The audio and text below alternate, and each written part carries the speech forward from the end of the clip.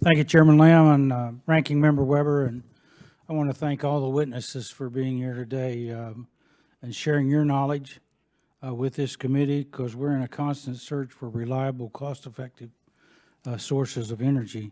So I'm going to start with Ms. Richards. In your prepared remarks, you described how expanded geothermal energy generation could benefit rural communities and ease the pressure placed on cooperative electric facilities.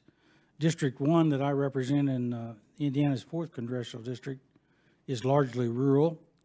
So could you expand on how increased geothermal energy generation could benefit these rural districts and our rural cooperatives? Yes.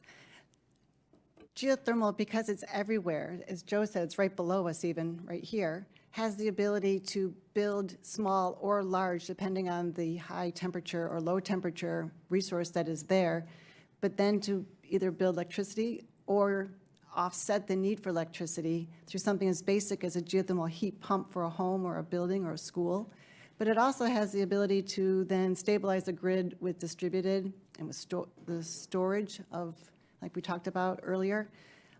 And so it's the idea that through especially sedimentary basins, and being in Illinois, there's a sedimentary basin there that could be tapped into for a distributed system.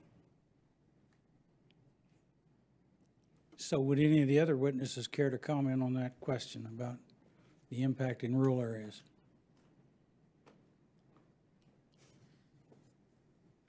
I couldn't speak to the geothermal aspect of that question, but I think it's important to highlight the multitude of scales that both these technologies can work at, whether you're using a heat pump for a single community or whether you're developing a large-scale facility to power an electric grid. I think the same opportunities exist on the water power technology side. The DOE has funded a fantastic project to put an in-stream hydrokinetic turbine in Igiugig, Alaska, to provide power to a community that's pretty much inaccessible most of the winter and 100% reliant on diesel generation. And these are the sorts of technologies that you can create at smaller scale and deploy for rural and remote communities.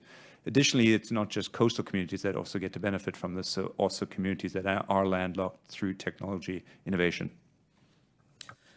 So where there's current expression and obvious resources for geothermal for conventional hydrothermal systems, these tend to be in pretty rural areas.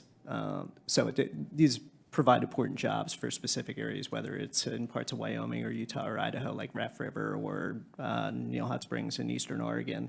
And these tend to be communities where it's an important employer. And also, it's an innovative technology, so it does attract talent also from outside the region. May I follow on with a comment? Ford, Utah, in fact, is located near a community of 1,400 people. We employ the local residents. We employ the students at the local high school. They're excited about renewables. They take that information to their parents. We provide jobs for the neighboring towns. So it's an important resource. And heat pumps, in terms of rural communities, heat pumps are not geologic specific. And so they can be used anywhere. And they are being used. Electric and direct use require population centers, but with enhanced geothermal systems, I think that's a viable alternative for rural communities as well.